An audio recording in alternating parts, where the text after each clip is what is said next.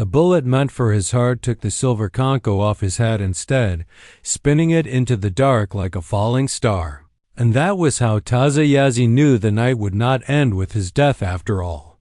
The high desert borderland where Arizona bleeds into Sonora, a place the map still left blank and bleeding red. A wind like a skinning knife scoured the Malpais that evening, driving needles of basalt grit against the adobe walls of the abandoned mission called San Sangre. Inside its cracked bell tower, Taza, an Apache scout turned whiskey runner, crouched with a Spencer carbine across his knees, watching 6 shadows creep closer through the eye slits. Bounty riders from Fort Bowie, $2,000 on his head for a cavalry payroll he never stole, only found burning. He had minutes, maybe less. Below, the chapel doors groaned open on leather hinges. A woman stepped through the moonlight spilling across the broken altar, as if the night itself had shaped her out of star silver and shadow. Tall dust on her traveling skirt the color of dried roses, hair the deep black brown of river willows after rain. 30 years old, maybe 31. The kind of beauty that looked carved by sorrow more than time. A Colt Navy rode her hip like it belonged there. She did not flinch at the smell of old blood baked into the stones. She simply looked up at the bell tower and said, in a voice soft as smoke, "If you're the man they call the ghost of Dos Cabezas, then tonight you owe me a life." Taza's finger eased off the trigger. He knew that voice the way a man knows thunder in his bones, though he had never heard it before. "I don't owe anyone," he called down, Apache accent curling the English like smoke around cedar. "Especially not a woman crazy enough to walk into a killing ground wearing perfume." She laughed once short, broken, honest. "Then call it a trade. I need out of this country before sunrise." "You need another gun. And something tells me those men outside want us both." Boots scraped outside the walls. A match flared. The smell of coal oil drifted in. Taza descended the crumbling stairs, spurs silent because he wore none. He stopped 3 paces from her, close enough to see the faint scar that crossed her left eyebrow like a lightning bolt frozen mid-flash. "Your name," he said. "Rowan Vale," she answered. "And yours is Taza Yazzie, though half the territory thinks you're already a corpse." Another match hissed outside. Fire arrowed through a window, clattered across the flagstone's trailing flame. Taza snatched the burning torch mid-air, crushed the fire in his bare fist without blinking. The pain felt clean. Rowan watched him, eyes the color of winter river ice. "Decisions made for you, Ghost. We burn here. Or we ride." He studied her a heartbeat longer, feeling something ancient shift inside his chest, like a stone door opening in a tomb no one had entered for centuries. Then he smiled. The rare kind that never reached the eyes. "Ever jumped a 20-foot wall on a half-wild Mustang, Rowan Vale?" "No," she said, already drawing her Colt, "but I've been waiting my whole life to try." Gunfire erupted outside. Lead bees whined through the chapel. Taza grabbed her wrist skin, fever hot, and pulled her into the black mouth of the sacristy tunnel that only an Apache raised on. These stones would know still existed. Behind them, San Sangre began to burn like a sacrifice, and that was the night. The desert took 2 ghosts and braided there. Shadows into one, the tunnel spat them out beneath a cottonwood. Graveyard 2 miles south of the burning mission, where the roots of dead trees clawed at the sky like the fingers of drowned men. Moonlight silvered the dry arroyo. The air tasted of creosote and distant pinyon smoke. Taza's bare chest rose and fell hard, the burn on his palm already blistering, but he ignored it. Rowan leaned against a petrified trunk, reloading her Colt with fingers that never shook. Somewhere behind them, the bounty riders were beating the flames for a trail that no longer existed. Taza knelt, pressed his wounded hand to the sand, and read the night the way his grandfather had taught him, by the hush between owl wings. By the way, Coyote suddenly fell silent. "They'll split at the mission," he said, voice low. 3 will ride the stage road, 3 will follow the old Spanish trail. Either way, they reach the river by dawn. We don't. Rowan snapped the cylinder shut. Then where? He pointed east, toward the black wall of the Dragoon Mountains that rose like the spine of a sleeping dragon. There's a hidden canyon my people call Tsacho. White men draw it on no map.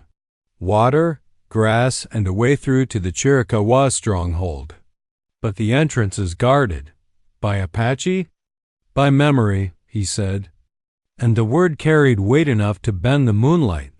Rowan studied his face scarred, beautiful, unreadable, and felt something inside her crack open like parched earth tasting first rain. She had crossed 3 territories running from a past that wore a badge and a hanging rope. She had killed 2 men and buried a 3rd part of her soul. Yet standing beside this half-naked warrior whose name meant Little Badger in the old tongue, she felt, for the first time in years, the dangerous flicker of being seen. Taza rose. From a rawhide pouch at his belt he drew a small deerhide bundle tied with red yarn. Inside lay a single turquoise bead the size of a raven's eye. He pressed it into her burned hand, the one that still smelled of gunpowder and mission fire. "For the child," he said. Rowan went very still. "What child?" "The one you carry under your heart. 3 moons, maybe 4. I smell it on you the way I smell rain before it falls." Her free hand flew to her belly, instinctive, protective. The secret she had guarded even from herself now lay naked between them. She had not bled since the night in Tombstone with the gambler who promised her California and left her with child and cholera instead. She had meant to ride until the baby came or she died, whichever claimed her first. "How?" she whispered. Taza's eyes softened, the first gentleness she had seen in him. "My mother was a medicine woman. Some things a man learns before he learns to lie." Rowan's laugh cracked like thin ice. "Then you know I'm poison to anything that grows." "No," he said. "I know you're running toward life even while you ride away from it." Behind them, a horse screamed, a bounty rider's mount, gone lame on Malpais glass. Time bled out fast. Taza whistled once, low and piercing. From the darkness came an answer, the soft thud of unshod hooves. A blue roan mustang, ghost-eyed and scarred from mountain lion claws, trotted into the cottonwood graveyard as if born from the night itself. No saddle, only a woven blanket and a rawhide hackamore. "1 horse," Rowan said. "1 horse," Taza agreed. "You ride in front. I run beside. You'll die. I've died before. Tonight I choose different." He vaulted onto the Mustang's back behind her, bare thighs clamping hard, one arm sliding around her waist, careful, reverent over the place where new life hid. His skin burned against her back like sun-baked iron. Rowan felt the steady drum of his heart through her shoulder blades and, beneath it, the faint, impossible second heartbeat that belonged to neither of them. She took the hackamore reins. "If we reach your canyon by sunrise, Taza, what then?" He leaned close, breath warm against her ear, smelling of pine and blood and something wilder. "Then," he said, "we begin the long work of teaching the desert how to forgive." He kneed the Mustang. They exploded from the cottonwoods in a spray of silver dust. Riding east toward mountains that swallowed stars, toward a canyon that remembered every secret ever whispered on the wind. Behind them, the Mission San Sangre collapsed into its own red ruin, and 6 riders found only ashes where 2 ghosts had burned themselves clean. Dawn found them in the hidden canyon whose walls rose blood-red and knife-straight, so narrow the sky was only a thin blue wound overhead. The Mustang picked its way along a thread of water no wider than a man's wrist, sweet and cold from snow that had melted centuries ago in mountains no white man had named. Cottonwoods grew here, impossible green against the stone. their leaves whispering secrets older than Spanish steel. Taza slid from the horse first, then lifted Rowan down as though she were made of fragile glass and wildfire both. Her legs buckled. He caught her before the ground could. For a long moment they stood like that, his arms locked around her ribs, her forehead against the sweat-slick curve of his throat. She felt the child kick for the first time, a small determined fist against the wall of her womb, and the shock of it stole her breath. Taza felt it too. His hand moved to cover the place, palm wide and warm. "He knows his father's heart already," he murmured. Rowan jerked back as if burned. "Don't, it's not yours." The words came out sharper than she meant. They hung between them like a thrown knife. Taza did not flinch. "I know whose seed it is," he said quietly. "Doesn't mean the spirit inside chose wrong." He turned away before she could answer, leading the Mustang deeper into the canyon where the walls widened into a bowl shaped like a woman's open hand. A half-collapsed jacal of stone and cedar stood at the far end, roof long fallen in but the hearth still black from old fires. Apache runes were carved above the door, deep and deliberate, symbols for protection, for birth, for the returning of what was lost. Rowan's knees finally gave. She sank onto a flat boulder, dust rising around her like pale smoke. Exhaustion hit harder than any bullet. Taza knelt, unlaced her boots with the same careful hands that had once skinned a deer in under a minute. When he peeled away the blood-crusted sock, he found a thorn of Malpais glass driven clean through her foot. She hadn't felt it until now. He said nothing, only built a small fire with dead cottonwood and a twist of bear grass, heated his knife, and drew the shard out in one clean pull. Rowan bit down on a screen that came out as a broken animal sound.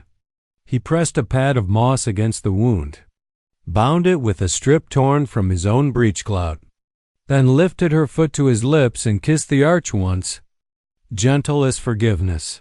Tears she had not shed in 7 years rolled hot down her cheeks. "Why are you kind to me?" she whispered. "Because someone was once kind to me when I deserved only death," he said. "And because the canyon remembers." He rose, walked to the ruined jacal, and began clearing fallen beams with his bare hands. Dust and centuries of swallow nests rained down. From a niche behind the altar stone, he drew out a small clay pot sealed with pine pitch. Inside lay dried leaves of bearberry and something that smelled of lightning and sage. "For the bleeding after," he said. "My sister left it here the year the soldiers came. She never came back for it." Rowan watched him move, watched the play of firelight across the ridges of old scars, watched the way grief lived in him the same way wind lives in grass, always moving, never gone. Something inside her cracked wide open. "I killed a man in Tombstone," she said to the flames. "Shot him through the eye while he slept. He was the father. He laughed when I told him about the baby. Said he'd sell it to the Comancheros come spring." Taza did not look up from crushing herbs between stones.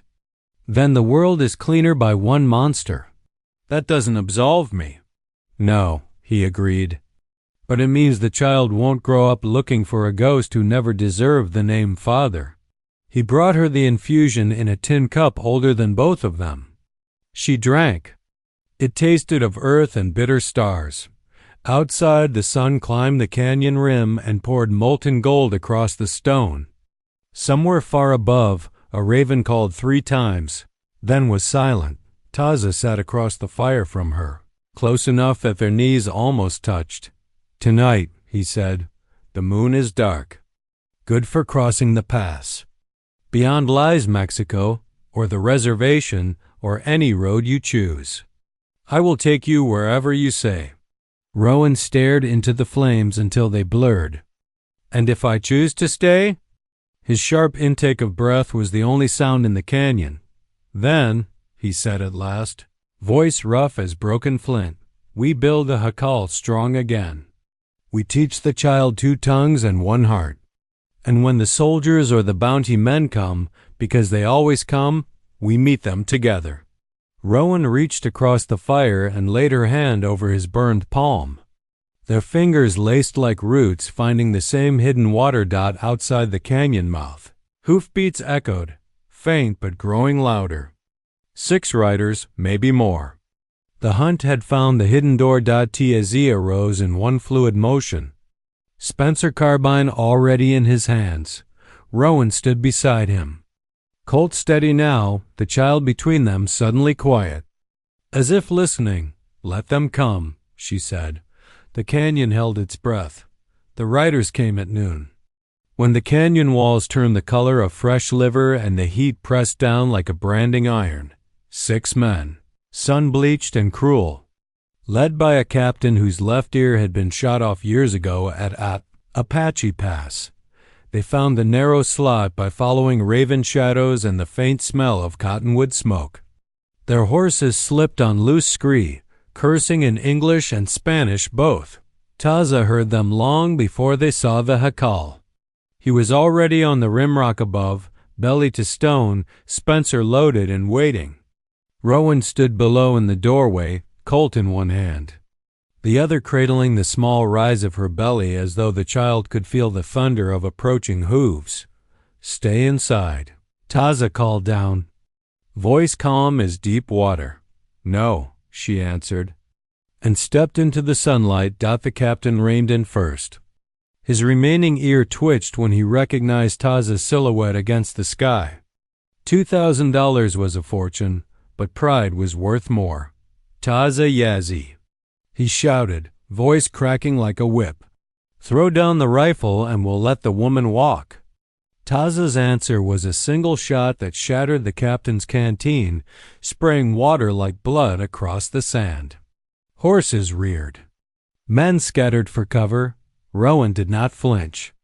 She walked forward until she stood in the open, dust swirling around her boots. "You want him," she said, voice carrying clear as a bell across the canyon. "You'll have to kill me first." "And the child I carry." The captain laughed, ugly and short. "One more whore and a half-breed bastard? Territory's full of graves that size." He raised his Springfield. Taza fired again. The man to the captain's right took the bullet through the throat and toppled like a sack of meal. Chaos exploded. Rowan dropped to one knee, Colt barking twice. Another rider clutched his shoulder and screamed. Taza worked the Spencer with the steady rhythm of a man skinning deer lever. Aim, fire until brass cartridges rained glittering down the cliff face. The canyon became a cauldron of powder smoke and echoing thunder. But there were 6, and only 2 guns below the rim. A bullet grazed Taza's ribs, hot as a coal. Another shattered the jacal's doorframe inches from Rowan's head. She felt splinters bite her cheek, tasted blood and sage. The captain saw his chance. He spurred his horse straight at her, saber drawn, meaning to ride her down. Rowan stood her ground. She waited until the horse was almost on her, until she could smell its sweat and the captain's hate, then fired point blank into the animal's chest. The horse screamed, crashed, threw the captain hard against the canyon floor. His saber spun away like a broken cross. Taza leaped from the rimrock, then 20 feet straight down, landing cat-footed amid the chaos. Knife in one hand, Spencer in the other. He moved like smoke given teeth-slashing hamstrings, crushing windpipes, silent and merciless. In less than a minute it was over. 5 men dead or dying. The captain crawled on broken legs, dragging himself toward his fallen saber. Taza stepped on the blade. "Mercy!"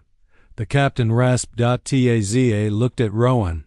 Blood streaked her face, but her eyes were winter ice and summer lightning both. She walked forward, pressed the warm muzzle of her Colt against the captain's forehead. "For every woman you ever hanged," she said. "For every child you ever sold." She pulled the trigger. The canyon fell silent except for the wind and the soft drip of blood on stone. Taza stood among the bodies, chest heaving, knife dripping. He looked suddenly older, as though the killing had carved. New lines into his soul. Rowan dropped a colt. Her hands began to shake so violently she had to clasp them together. Taza crossed the killing ground in 3 strides and pulled her against him. She buried her face in the sweat and blood of his bare chest and sobbed without sound. Great heaving waves that shook them both. I killed them, she whispered against his skin. We killed them, he corrected. Together. He carried her back to the jacal, stepping over corpses like they were nothing more than bad memories. Inside, he washed the blood from her face with water from the thin stream. His hands trembling now. Outside, ravens descended in a black cloud. Already tearing at the dead. Night came sudden and cold. They burned the bodies on a pyre of cottonwood and mesquite. Flames roared up the canyon walls, painting the ruins red. Smoke carried the smell of death toward the stars. Later, Rowan sat between Taza's knees, her back to his chest, his arms wrapped around her and the child both. They did not speak. There was nothing left to say that the desert had not already carved into stone. Far away, a coyote sang once, mournful and free. In the ashes of the pyre, something new began to glow, small, stubborn, alive. 7 winters passed like smoke through the fingers of the Dragoon Mountains. The jacal became a proper house, stone walls thickened with river mud. A roof of pine beams and earth so thick that snow sat on it like a white bear. A corral of mesquite poles held 6 horses now, all sired by the ghost-eyed blue roan that had carried them to safety. Cottonwoods grew taller along the hidden stream, and every spring the canyon floor burst into wild sunflowers the color of fresh butter. They named the boy Kata, which means friend in the old tongue, though Rowan whispered bear when she thought Taza couldn't hear. He heard everything.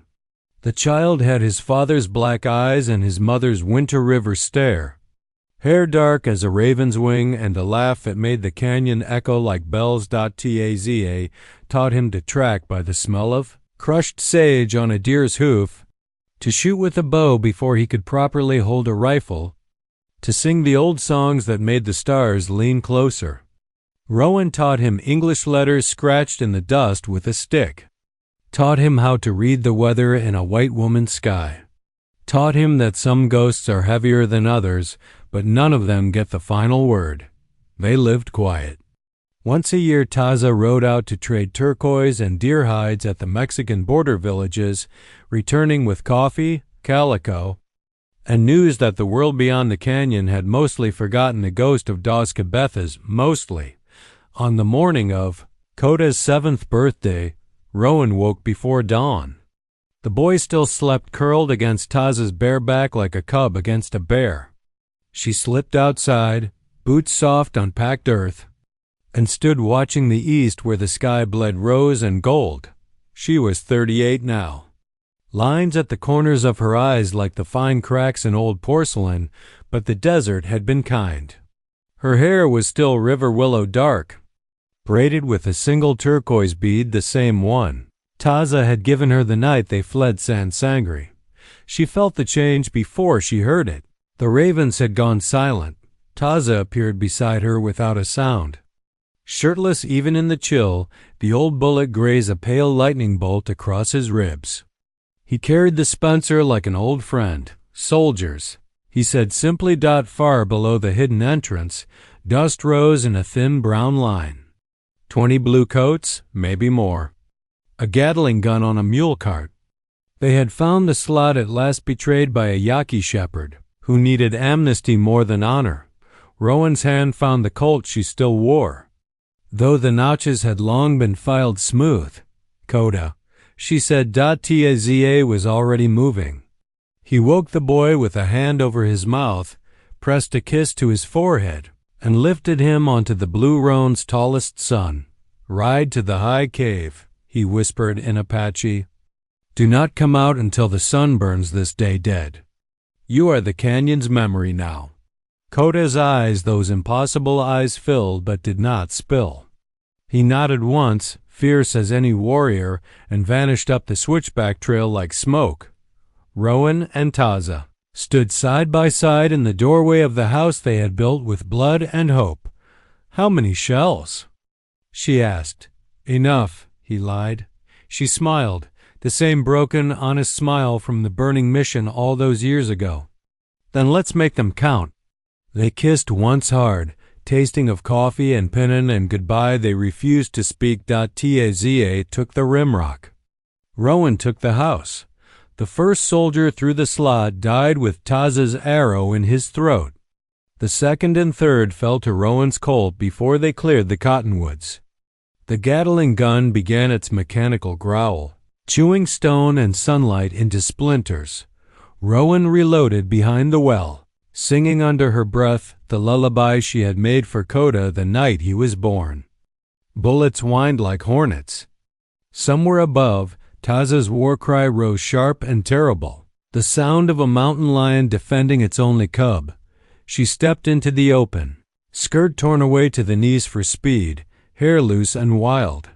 She walked toward the soldiers, firing steady, deliberate, the way a woman walks into a river she has already decided to cross. A bullet took her high in the shoulder. Another shattered the Colt from her hand. She kept walking until a Captain Young, terrified, drove his saber through her belly. Rowan looked down at the blade, smiled blood, and whispered something the wind carried away. Then she wrapped both arms around the captain's neck, pulled him close like a lover, and fell backward into the stream. The captain screamed once. The water closed over them both, red as the canyon walls. High above, Taza saw her fall. Something inside him tore open like the sky in thunderstorm. He stood on the rimrock, shirtless and magnificent, long hair flying, and emptied the Spencer into the soldiers below until the hammer clicked on nothing. Then he drew his knife and jumped. The last thing the soldiers saw was a naked bronze god falling from the sun, roaring a name that sounded like grief and thunder braided together. When it was finished, the canyon was quiet again. Smoke drifted. Blood ran into the stream and turned the cottonwood's roots crimson.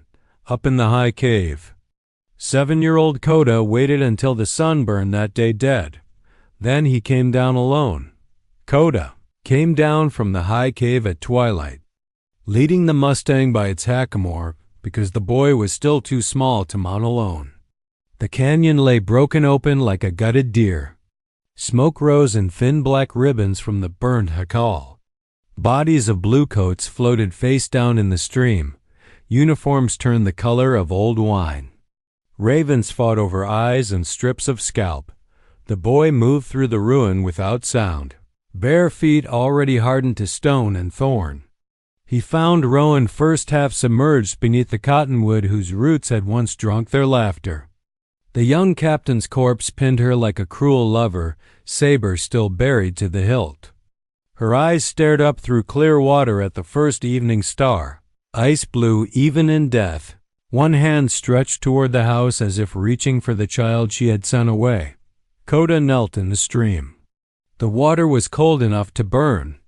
He pulled the saber free with both small hands and cast it into the rocks. Then he lifted his mother's body light, so light, and carried her to the flat stone where she used to sit braiding his hair.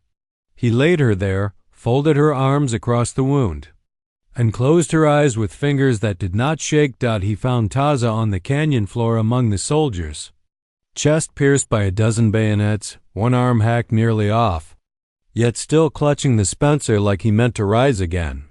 His long black hair spread across the sand in a dark fan, turquoise beads scattered like lost stars. His face was turned toward the jacal, lips curved in the faintest smile, as though death had come as an old friend keeping a promise.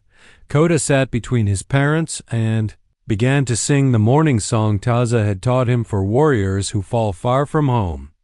His child's voice cracked on the high notes, but he did not stop until the stars wheeled overhead and the moon rose full and cruel.